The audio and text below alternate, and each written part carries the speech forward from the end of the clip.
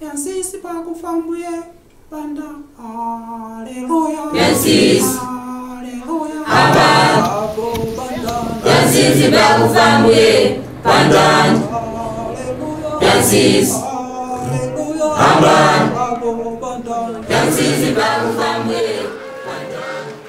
Mozambique is a nation of people emerging from a dark and difficult past and struggling to find their way into a brighter future. After years of Portuguese colonization came communism, and after communism came civil war, and after the civil war, exploitation. Even though it is a nation rich in natural resources, they frequently find their wealth siphoned off to other countries that understand business better than they do. Mozambique was communist until 1992 when they switched to capitalism and they opened their borders. A lot of foreign business owners came in and they profited greatly from the Mozambican economy, but the Mozambicans themselves, they haven't really seen much of that. One of the things that really shocked me when I went to Mozambique was the shopping. There was only one grocery store for a city the size of Kansas City. This wasn't a huge grocery store like a Costco, this was a grocery store the size of Walgreens. Most Mozambicans shop in open-air markets where they'll lay their goods on tables or on blankets on the ground. They make less in a year than an average family in the United States spends at Walmart in a month. So that's the political and economic history, and then there's the spiritual backdrop as well. Most Mozambicans follow animism, ancestor worship, or other tribal religions that involve a lot of spiritual bondage.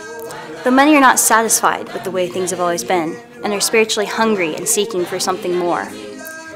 At evangelism crusades, hands fly up everywhere as people want to accept Christ, but most of them don't really know what that means. After that initial salvation, there is very little follow-up or discipleship offered for most of them. So you might walk into one of their churches on Sunday and find them sacrificing chickens because they read in the Old Testament that God requires a sacrifice for sin, and no one's ever actually told them that Jesus was the once and for all sacrifice for them. In spite of all of these setbacks, Mozambicans have some great assets as well.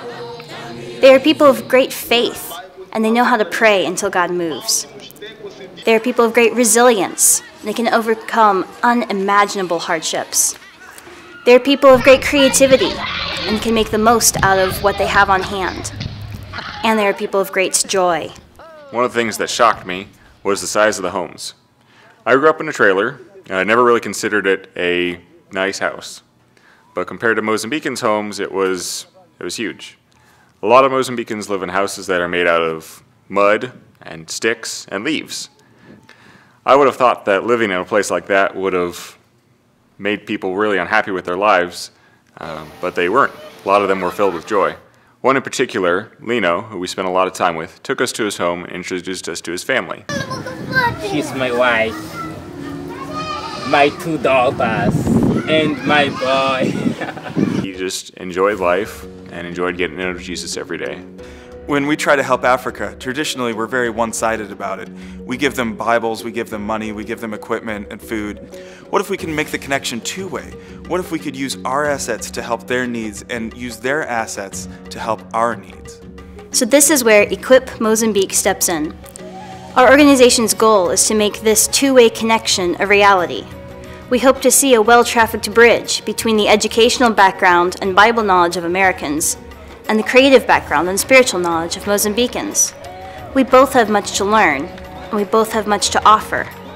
Our mission is to equip and connect these two groups of people for their mutual benefit and to create lasting fruit in the form of life transformation on both ends. Our second goal is closely linked to the first one, of connecting cultures. We want to equip Mozambicans and help them to bear lasting fruit. Our society is a lot more free and open with sharing knowledge than some others out there.